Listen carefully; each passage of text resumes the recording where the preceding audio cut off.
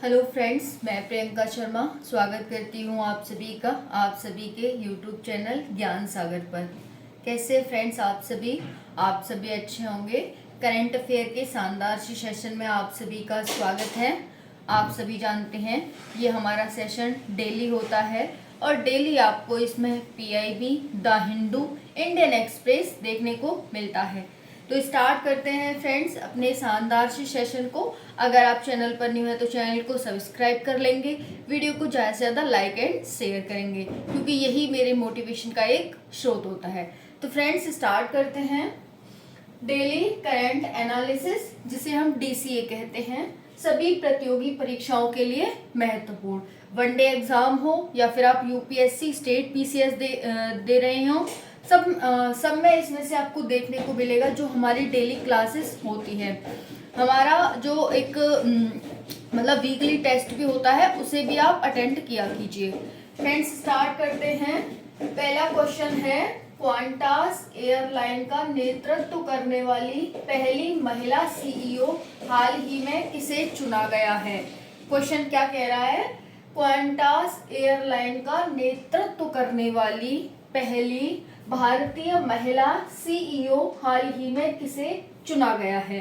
तो एक Qantas airline की पहली भारतीय महिला है और किस पद पर, सीईओ पद पर किसे चुना गया है। चार ऑप्शन दे रखे हैं, वेनिशा हडसन, मॉड बोनी, डेम नेली मेलवा, NOTA none of the above, यानी इनमें से कोई नहीं है, जो आपको तीन ऑप्शन दे रखे हैं। तो फ्रेंड जो इसका राइट आंसर है वो हो जाएगा वेनिशा हडसन, यानी वेनिशा हडसन को हाल ही में क्वांटास एयरलाइन का पहली भारतीय महिला सीईओ के रूप में चुना गया है। क्लियर हो गया। तो ये पहली महिला सीईओ हैं जिनका नाम है वेनिशा हडसन, पहली महिला सीईओ हैं।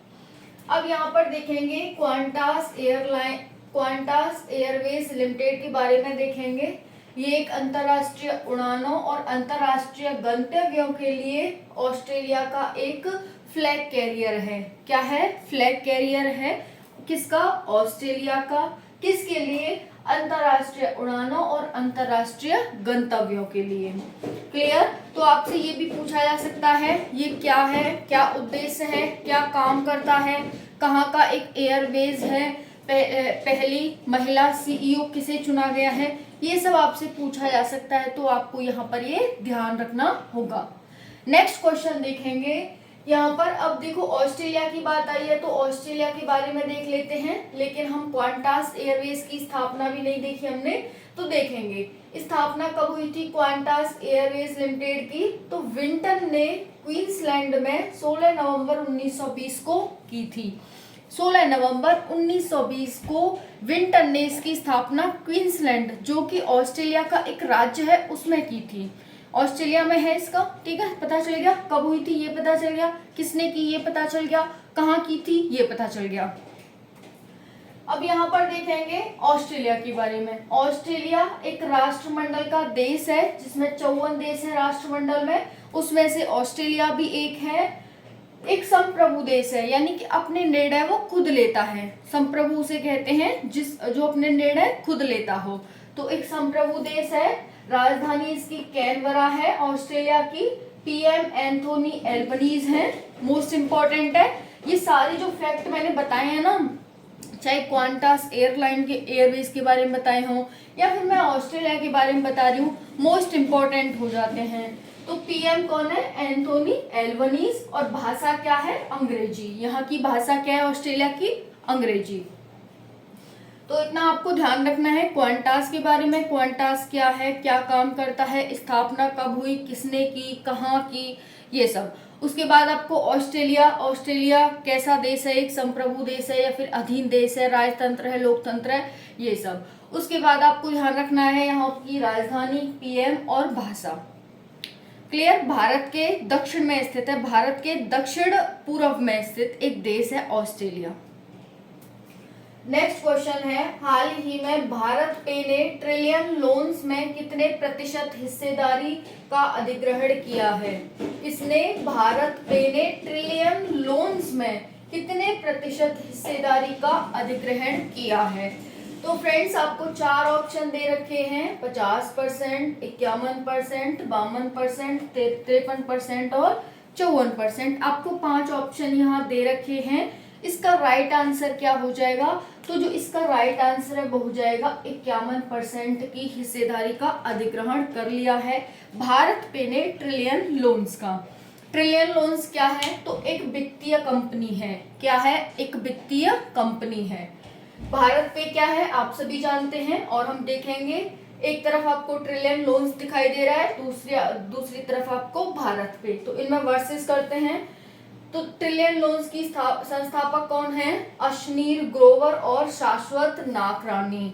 अशनीर ग्रोवर और शाश्वत नाकरानी किसके? ट्रिलियन लोन्स के संस्थापक हैं। फ्रेंड्स जब ट्रिलियन लोन्स हमारी चर्चा में है तो आपसे कुछ भी ट्रिलियन लोन से संबंधित पूछा जा सकता है, लेकिन आप गलती कहाँ करेंगे कि बस ये तो ध्यान रख लेंगे कि भारत पे ने ट्रिलियन लोन्स की कितने % हिस्सेदारी खरीदी है, लेकिन बाकी की चीजें आप ट्रिलियन लोन से संबंधित एंड भारत पे संबंधित नहीं पढ़ के जाएंगे और एग्जामिनर आपसे यहीं से पूछेगा, फिर आप बाद में कहेंगे कि पता नहीं करंट में से क्वेश्चन कहाँ से आते हैं, हमें तो पता ही नहीं चलता। क्लियर?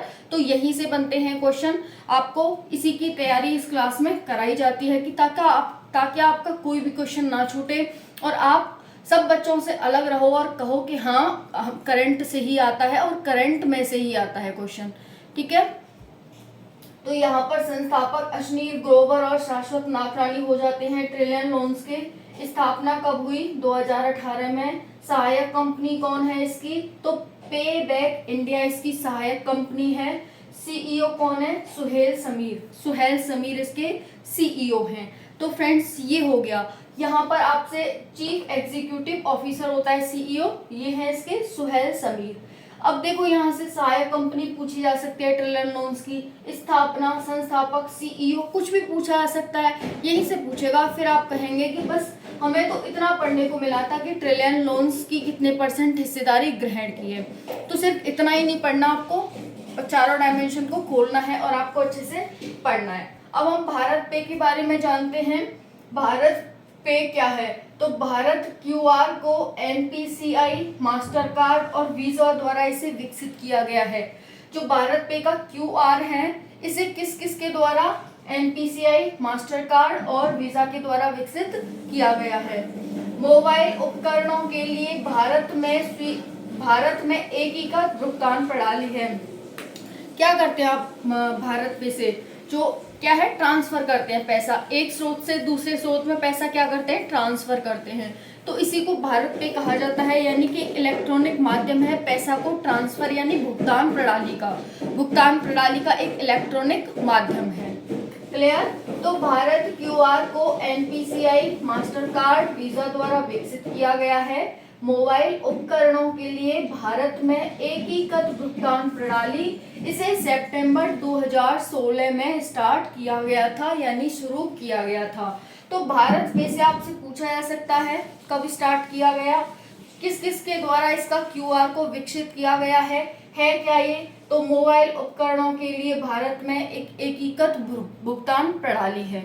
क्लियर? तो ये हमारा सेकंड क्वेश्चन हो जाता है। हाल ही में भारत पे ने ट्रिलियन लोन्स में कितने % हिस्सेदारी ग्रहण की है? 51%। क्वेश्चन तो हमने देखा ही देखा, उसके साथ साथ हमने उसकी चारों डायमेंशंस को खोल के देख लिया। अब आपसे कुछ भी पूछा जाएगा ट्रिलियन लोन से या भारत पे से तो आप उसे छोड़कर नहीं आएंगे। नेक्स्ट क्वेश्चन है, ओडिशा किस वर्ष तक भारतीय हॉकी टीम का प्रायोजक बना रहेगा? कौन? ओडिशा किस वर्ष तक भारतीय हॉकी टीम का प्रायोजक बना रहेगा? तो आपको यहाँ पर 4 ऑप्शन दे रखे हैं, 2023 तक, 2024 तक, 2025 तक या फिर 2026 तक। तो ऑस्ट्रेलिया है वो भारतीय हॉकी टीम का 2023 तक प्रायोजक बना रहेगा। कब तक? 2023 तक। ऑस्ट्रेलिया की बात हो रही है तो ऑस्ट्रेलिया के सीएम नवीन पटनायक हो जाएंगे। और ठीक है, ऑस्ट्रेलिया के जो सीएम है वो कौन हो जाएंगे? नवीन पटनायक। अब नेक्स्ट बात करते हैं, नेक्स्ट क्वेश्चन है, निम्न में से किस चक्रवात यानी वर्ष का पहला चक्रवात होगा, तो किस चक्रवात के अगले सप्ताह भारत के पूर्वी तट से टकराने की संभावना है? भारत के निम्न में से किस चक्रवात के अगले सप्ताह भारत के पूर्वी तट, ये भारत है, भारत का पूर्वी तट कौन सा है? ये यहाँ पर बंगाल की खाड़ी है, यहाँ पर अरब सागर है, ये हमारा पश्चिमी तट है, ये हमारा पूर्वी तट है। तो पूर्वी तट पर एक चक्रवात टकराएगा। तो यहाँ पर पूछा है कि वो कौन सा चक्रवात है जिसके टकराने की संभावना है, नाम पूछा है। आप सभी जानते हैं चक्रवातों का भी नामकरण होता है, जैसे कोई बच्चा होता है, बच्ची होती है, उसका नामकरण होता है, वैसे ही चक्रवातों का भी नामकरण होता है जो कि देशों के द्वारा किया जाता है। तो यहाँ पर आपको बताना है, 4 ऑप्शन दे रखे हैं, मोची, ऑप्शन बी मोर्चा, ऑप्शन सी मोचा, ऑप्शन डी मोनाची। तो इसका राइट आंसर हो जाएगा मोचा चक्रवात की भारत के पूर्वी तट पर टकराने की संभावना है अगले सप्ताह। क्लियर हो गया? यहाँ पर देखेंगे ये यहाँ पर बनेगा फ्रेंड्स, ये बंगाल की खाड़ी में, तो यहाँ पर कम दबाव है, कम दबाव है यानी टेम्परेचर ज्यादा है और कम दबाव है, क्योंकि टेम्परेचर और जो हमारा दबाव होता है यानी प्रेशर बोलते हैं दबाव को इंग्लिश में। तो फ्रेंड्स यहाँ पर जो टेम्परेचर और प्रेशर होते हैं वो एक दूसरे के इनवर्सली प्रोपोर्शनल होते हैं। इनवर्सली प्रोपोर्शनल का मतलब क्या होता है? जैसे टेम्परेचर प्रेशर का इनवर्सली प्रोपोर्शनल होगा। इट मीन्स अगर कहीं टेम्परेचर ज्यादा है तो वहां पर प्रेशर कम होगा, एंड प्रेशर ज्यादा है तो वहां पर टेम्परेचर कम होगा। ठीक है, तो यहाँ पर जो बंगाल की खाड़ी है यहाँ पर प्रेशर कम होगा, इस मीन्स की टेम्परेचर ज्यादा होगा। जब हम इस तरह से बात करते हैं, इट मीन्स है कि टेम्परेचर ज्यादा तो प्रेशर ज्यादा, प्रेशर ज्यादा तो टेम्परेचर ज्यादा। तो बस इसका फर्क आ जाता है फ्रेंड्स, इस तरह से दे रखा है, आपको डायरेक्ट ही उसके सामने दे रखा है। क्लियर हो गया? चलिए अब नेक्स्ट बात कर लेते हैं। नेक्स्ट क्वेश्चन क्या कह रहा है हमारा, अब आपको इतना पता ही है, अभी हमने देखा ओडिशा, ओडिशा के सीएम कौन है? नवीन पटनायक। राजधानी क्या है? भुवनेश्वर। राजधानी क्या है? भुवनेश्वर। कहाँ स्थित है? तो भारत के पूर्वी साइड में ये स्थित है। क्लियर? चलिए मोचा ध्यान रखेंगे, मोचा चक्रवात है जो भारत के पूर्वी तट पर टकराने की संभावना है, और ये इस वर्ष का पहला चक्रवात होगा और कम दबाव वाले क्षेत्र में ये बन रहा है, क्योंकि पूछ सकता है एग्जामिनर इसकी विशेषताएं, कंडीशन की, कैसे क्षेत्र में बना था, इसका नाम क्या है, कहां पर टकराया था, ईटीसी। नेक्स्ट क्वेश्चन है, भारत की पहली महिला राफेल पायलट कौन है जो फ्रांस अभ्यास, नाम क्या है फ्रांस अभ्यास का? ओरियन 2023 में आईएएफ टीम का हिस्सा है। क्लियर? क्वेश्चन क्या कह रहा है, भारत की पहली महिला राफेल पायलट कौन है जो फ्रांस अभ्यास ओरियन 2023 में आईएएफ यानी इंडियन एयर फोर्स टीम का हिस्सा है। पहली महिला पायलट है ये, इस वजह से इंपॉर्टेंट हो जाता है। और किस में हिस्सा ले रही है ये ले रही है फ्रांस के साथ जो हमारा अभ्यास होता है ओरियन 2023, उसमें जो हमारी एयरफोर्स है उसकी साइड से हिस्सा ले रही है, ये पहली महिला पायलट है। क्लियर? 4 ऑप्शन है आपके पास, 3 ही ऑप्शन है, 4 नहीं है। चौथा नोटा मान लेना। ठीक है, पहला है शिवांगी सिन्हा, दूसरा है अनुष्का सिन्हा, तीसरा है आयुषी और चौथा नोटा, यानी नॉन ऑफ द अबव। तो इसका जो राइट आंसर है वो है शिवांगी सिन्हा। क्या है? शिवांगी सिन्हा पहली महिला पायलट बनी है, पहली महिला राफेल पायलट है जो फ्रांस अभ्यास में आईएएफ की टीम का हिस्सा है। अब यहाँ पर राष्ट्रपति देख लेंगे फ्रांस के, भारत के तो आपको पता ही है, फ्रांस के देख लेंगे इमैनुअल मैक्रोन, और पीएम हो जाएंगे एलिजाबेथ बोर्न, एलिजाबेथ बोर्न। अब भारत के राष्ट्रपति कौन है? भारत के राष्ट्रपति द्रौपदी मुर्मू, और भारत के प्रधानमंत्री कौन है? Narendra Modi. Clear? Next question है, हाल ही में किस भारतीय मूल के उम्मीदवार को विश्व बैंक के अगले अध्यक्ष के रूप में चुना गया है? देखो, विश्व बैंक एक अंतरराष्ट्रीय बैंक है और इसके जो अध्यक्ष हैं वो कोई भारतीय मूल के उम्मीदवार हैं, तो आपको इसलिए ये ध्यान रखना है, इंपॉर्टेंट हो जाता है। तो ये भारतीय मूल के उम्मीदवार हैं विश्व बैंक के, जो अगले अध्यक्ष के रूप में इनकी पुष्टि की गई है। तो फ्रेंड 4 ऑप्शन है, विजय चंगा, अजय बंगा, विशाल चौधरी और डी है NOTA, none of the above. तो इसका राइट आंसर हो जाएगा अजय बंगा। कौन है? Ajay Banga. Ajay Banga is the right answer. Clear? ठीक है। स्थापना कब हुई थी विश्व बैंक की? जुलाई 1944 में। लेकिन ये पूर्ण रूप से अस्तित्व में कब आया विश्व बैंक? 1946 में। कब आया? 1946 में। किसके माध्यम से इसकी स्थापना हुई थी? ब्रेटन वुड्स सम्मेलन। कभी कभी आपसे सम्मेलन भी पूछ लिया जाता है कि मैच करने के लिए दे दिया जाता है, इससे इसको मैच करो, इससे जैसे पृथ्वी सम्मेलन किससे संबंधित है, वियना कन्वेंशन किससे संबंधित है, और ये ब्रेटन वुड्स सम्मेलन किससे संबंधित है। तो 4 ऑप्शन इधर, 4 ऑप्शन इधर, इस तरह से आपको मैच करने को दे दिया जाता है।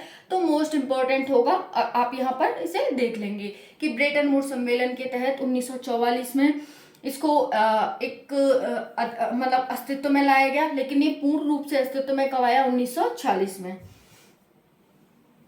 क्लियर? हेडक्वार्टर कहाँ है? वाशिंगटन डीसी, अमेरिका में है। सदस्य कितने हैं? 189। और जब ये अस्तित्व में आया था 1946 में, पूर्ण रूप से अस्तित्व में आया, तो जब इसके 38 देश थे। लेकिन अब इसमें कितने हो चुके हैं? 189 देश हो चुके हैं, जुड़ चुके हैं इससे। काम क्या करती है विश्व बैंक? काम करती है विकासशील देशों को ऋण प्रदान करना। जो भी विकासशील देश होते हैं, जो भी ग्रो कर रहे होते हैं देश, उनको ऋण प्रदान करना, ताकि वो अच्छे से ग्रो कर पाए। पैसे की कमी की वजह से वो पीछे ना हट जाए, पीछे रुक ना जाए। ठीक है, इसी वजह से तो ये इसका काम होता है। नेक्स्ट क्वेश्चन है, हाल ही में कोविड-19 अवधि, जैसे कोविड-19 अवधि यानी बजट 2023-24 के लिए एमएसएमईज को राहत देने के लिए सरकार द्वारा हाल ही में कौन सी योजना शुरू की गई है? क्वेश्चन क्लियर हो गया होगा। क्वेश्चन क्या कह रहा है? हाल ही में कोविड-19 अवधि बजट 2023-24 के लिए एमएसएमईज को राहत देने के लिए सरकार द्वारा हाल ही में कौन सी योजना शुरू की गई है? 4 ऑप्शन दे रखे हैं। विश्वास से विश्वास योजना, विश्वास से विवाद योजना, विवाद से विश्वास योजना, या फिर सभी को शुरू किया गया है, ऑल ऑफ द अबव। यानी ऊपर वाले जो ये तीनों हैं वो सभी को शुरू किया गया है।